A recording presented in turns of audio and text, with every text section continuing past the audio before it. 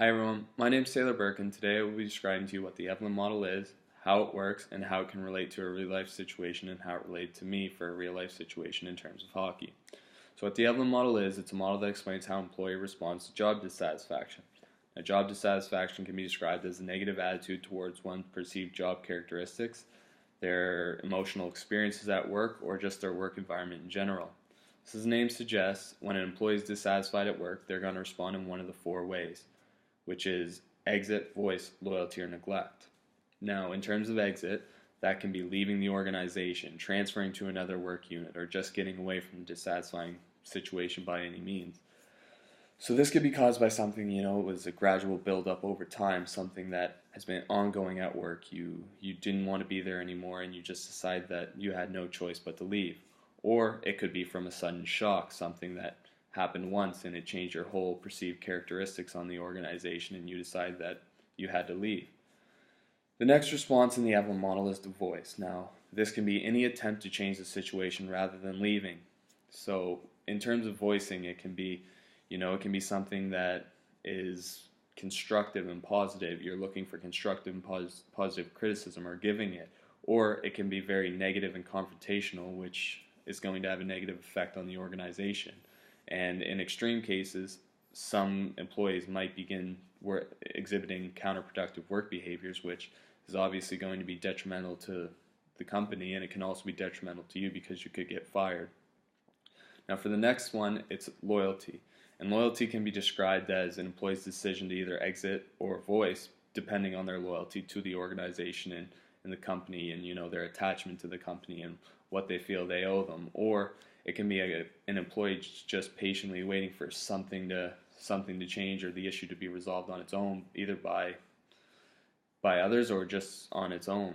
And then finally, the last one is neglect, and that can be, in ways of reduced work efforts, paying less attention to quality, and that's obviously stuff that's going to be negative to the organization and also, again, negative to you because it could potentially get you fired. So for me, I went and I left to play in the Quebec Major Junior Hockey League at the age of 15 to chase my dreams of playing in the NHL. So for those of you that don't know, it's a league that is a feeder league into the NHL and puts the most hockey players into the NHL.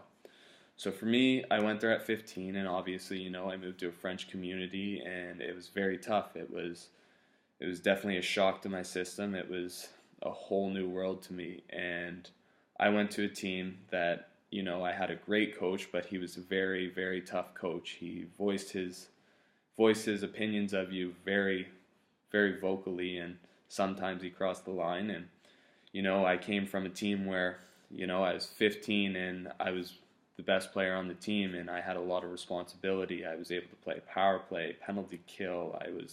I was doing all that. I was getting all those extra responsibilities, and then I go to this team expecting the same thing, and I didn't get that. I was the young kid on the team, and I was playing with people from the age of 16 to 20, and I didn't have that spot. I didn't have that opportunity, and obviously, that had some psychological aspects that I had to deal with and that I had to move past. So in order to do that, I had to make a decision after my 16-year-old season. I expected to play more, and in my 17-year-old season, I had to make a decision. Do I want to stay with the organization? Do I want to voice my concerns? Do I want to show loyalty and stay here? Or do I want to begin to neglect my work behaviors? So for me, the only option that I saw fit was loyalty, because if I decided to exit the organization, I thought, well, I may never get another shot. I may never get a chance to play in this league again, which is obviously what I had worked for my whole life and what I wanted to do with my life. And at the same time, it also would portray a very negative image to other teams and leagues in hockey terms. They would say, oh, he's high maintenance, or oh, he's a prima donna, and it just gave off a really bad image. So I had to put that evaluation to the side and decide that wasn't something that I could do.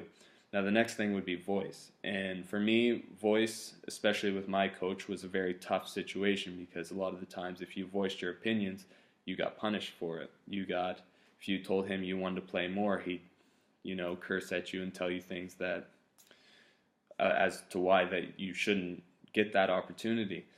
And if I voiced my concerns and said, oh, I'd like a trade, I'd like to leave, well, he could decide, oh, I'm not going to trade you, I'm going to keep you, you're going to stay here, and you're going to not progress as a player, and you're not going to be able to play.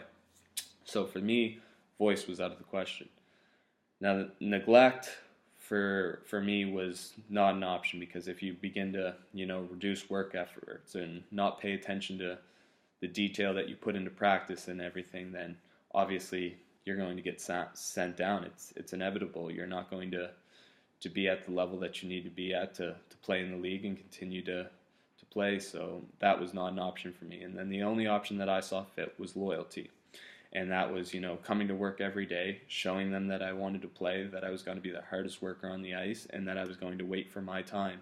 And that's what I did. And luckily for me, I did that for, 2 years. And in my 18-year-old season, I was named captain of the team.